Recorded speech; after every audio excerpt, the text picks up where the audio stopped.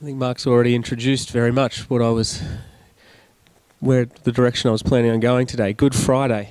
You know, it is the same question we ask every day. How can today possibly be a good day? Last Sunday was a great day. It was a celebration as Christ entered the city. Next Sunday is going to be a great day where we see that death has been defeated. But why is today a good day? Just put it in context. Look at the lead up on the Thursday. The arrest, the corrupt midnight trial into the early hours of Friday morn. The trial was rigged. His best friends betrayed, denied, or at best abandoned him. Jesus was bullied, convicted of blasphemy by the Sanhedrin, effectively terrorism by the politicians, and he was turned on by the crowd. Good Friday. He was beaten by the soldiers, spat on by the mob, stripped by the captors, whipped by the guards, and painfully nailed to and left to die on a tree. That the Romans had perfected this painful method of killing over hundreds of years. We are told in John that the sign above Jesus' head was written in 3 languages because all of this was done as a very clear sign by all of the powers in charge. Do not follow this man or you will end up just like him. It was written in 3 languages so everybody got that point. That was the threat that was given on that first Good Friday. Do not follow this man, you will end up just like him as he was hanging on a cross. And all of this happened to a teacher, a healer, and one who taught truth and grace. If he was just a man, apparently his crime was that he spoke truth to those whose lives could not handle it. If he were just a man and if the cross were just a death, why in the world would we ever call this Good Friday?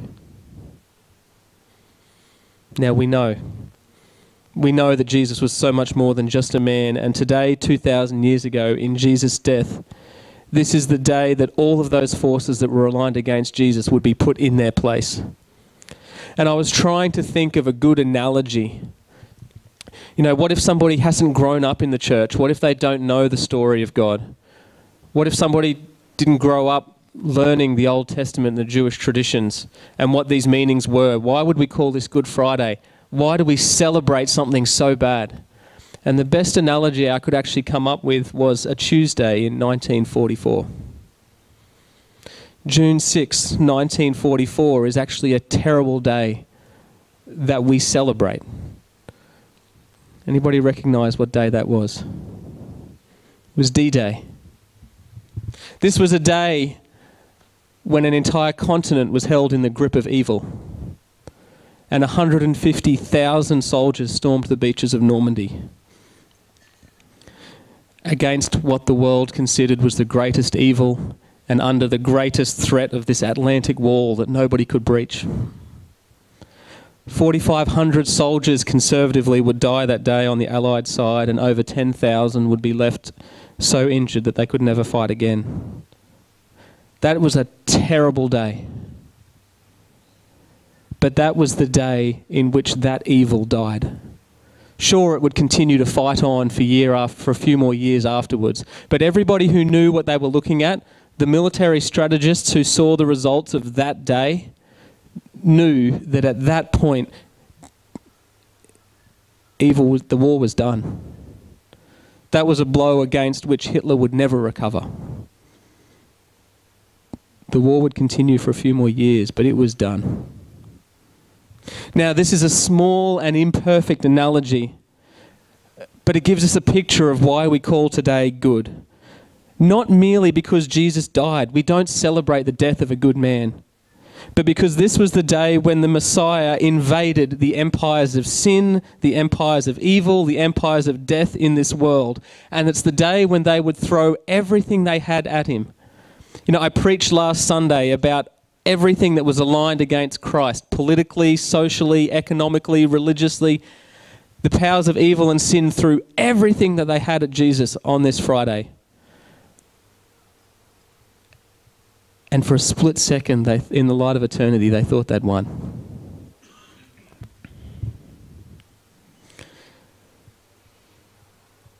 But we know what happened 3 days later, don't we? Resurrection wasn't the ultimate power, it was just the ultimate declaration that sin had been defeated. The real power was Jesus declaring, "It is finished," on that Good Friday. The power that death had in sin to enslave us, the effects and the wages of sin being carried on from one generation to the next, Jesus declares, "I have taken that effect. I've taken the consequences of sin. It is over. Death is done." And now it's just in its death throes. And you see, this wasn't just a 3-day plan from God or a 30-day plan, or wasn't just something that Jesus put together in the 3 years that he was walking around the earth. This was actually the culmination. We have to understand just who was in control all the way through here. Right from the very first sin, chapter 3 in the Bible, chapter 3 in Genesis, 2 sentences after the first sin, Genesis 3:15, when God is addressing Satan, representing the devil, "I will put enmity between you and the woman, between your offspring and hers. He will crush your head, even though you will strike his heel." The language here in Hebrew, it's plural for the enmity. You know, sin, humanity are going to be fighting. Devil, humanity, are going to be fighting their whole life, but one man will come. One man will come and crush that power. You see, God had been planning this since the very beginning. He was in control. And from that point on, almost every book of the Bible makes reference to the coming Messiah.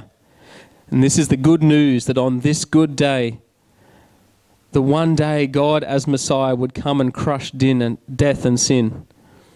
And like a master planner or strategist would continue to reveal himself in signs and prophecies. And so people would see what he was doing. You know, listen to just one example. This is rather long, but listen to one example of how the Messiah was described. "Who has believed our message? To whom has the arm of the Lord been revealed? He grew up before him like a tender shoot and like a root out of dry ground. He had no beauty or majesty to attract us to him, nothing in his appearance that we should desire him. He was despised and rejected by mankind, a man of suffering and familiar with pain. Like one from whom people hide their faces, he was despised, and we held him in low esteem. Surely he took our pain, he bore our suffering, yet we considered him punished by God, stricken by him and afflicted. He was pierced for our transgressions, he was crushed for our iniquities, and the punishment that brought us peace was on him. It is by his wounds that we are healed. We all like sheep have gone astray, each of us has turned to our own ways, but the Lord has laid on him the iniquities of us all. He was oppressed, he was afflicted, and yet he did not open his mouth.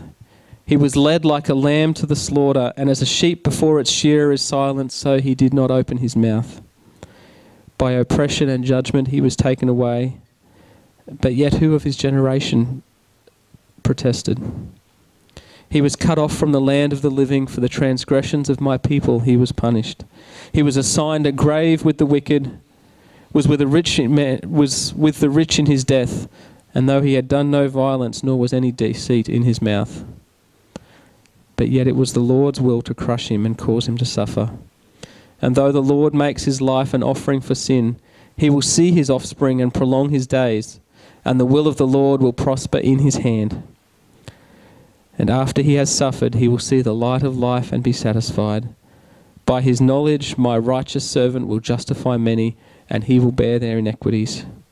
Therefore I will give him a portion among the great, and he will divide the spoils with the strong, because he poured out his life unto death, and was numbered with the transgressors. For he bore the sins of many, and made intercession for those transgressors. Now who in human history could that describe? Only Jesus could have even fulfilled just those. But you know what? That passage was written 700 years before Jesus.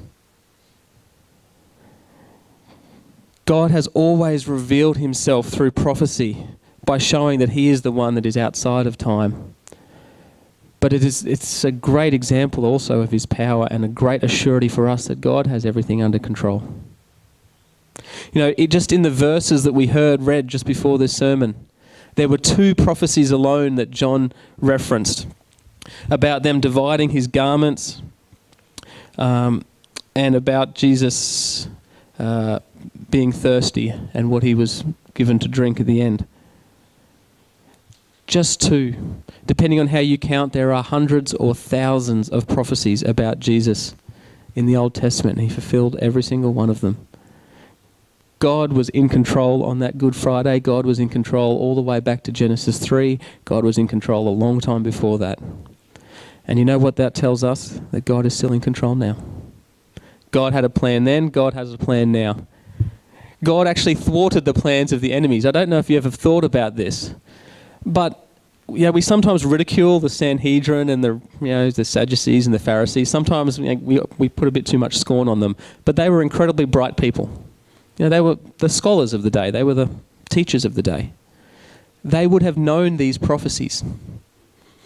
They would have recognized a lot of these prophecies for what they were, and they would have been keeping their eye out for when they would be fulfilled. There was a prophecy that the Messiah would be speared. Why did they let a Roman soldier spear Jesus? There was a prophecy that no bones would be broken.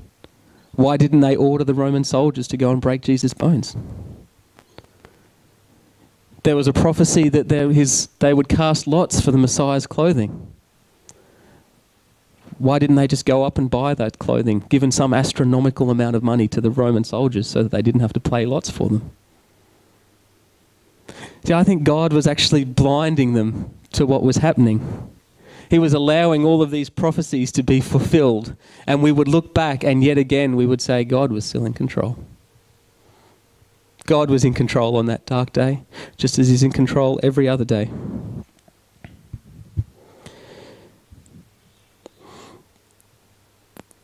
We look at John 10 and we see these key words. The reason my Father loves me is that I lay down my own life, only to take it up again. No one takes it from me. I lay it down of my own accord. I have the authority to lay it down and the authority to take it up again. This command I received from my Father. He had the ultimate authority. So what does this mean for us? Well, we take this authority. We actually take the threat that was right at the start of this sermon. We take the threat that was given by the political leaders and the religious leaders, and we actually make it our own. What did I say they said at the beginning? Do not follow this man or you will become like him. And they put him on a tree. And they killed him. And what are we called to do? We die to ourselves. We die to our sin. And we say, I'm going to follow Christ. He laid down his life voluntarily. We lay down our lives and say, I'm not going to be in control of my life anymore. I'm going to hand that over to God. I'm not going to hold on to the sin that Christ has paid for. I'm going to give that to God. And in John 10, he says, this is the command I received from my Father. It's almost as if he linked the authority and the command. Well, we've been given a command, and it is this: go and take this good news out to the rest of the world. And that is what we do. And we do so with the assurity that just as God had been in control for the 6,000 years prior, God has been in control for the 2,000 years since, and he's still in control now. And we say, okay, God, where do you want me? You wake up every morning and you go, God, where do you want me? This is not my life anymore. And we pick up our cross. And we actually see, if we need anybody to look at now, we look at the disciples. We were first called Christians. What does that mean? Mini Christs. They looked like Christ. They took that first threat very literally. Okay, we'll keep following Jesus and we'll be just like him. And that's what we need to do. And we need to follow the command. So we will take this good news out. We'll take this good news out to the rest of the world, and we will know that it is with God's authority and that God is in control. And despite what the world would like to paint of Jesus, he was always in control. Always has been, always will. We are going to finish with a song now. El Shaddai. Now this is a beautiful song. And it is sung by a beautiful voice. But we can sometimes be fooled by that. I was discussing this with Carly on the way in this morning. El Shaddai, what does that translate to? It's God Almighty. You know, might seem like a passive and gentle song, at least at the start. But God was always in control. And this lists all the times where God had actually moved, just with the move of his hand, and had done something amazing. And we see that on that first Good Friday, that's exactly what he did. And we still walk with him in his might and in his authority. So why don't we all stand, and we're going to close with El Shaddai, remembering the authority and the almightiness of our Lord.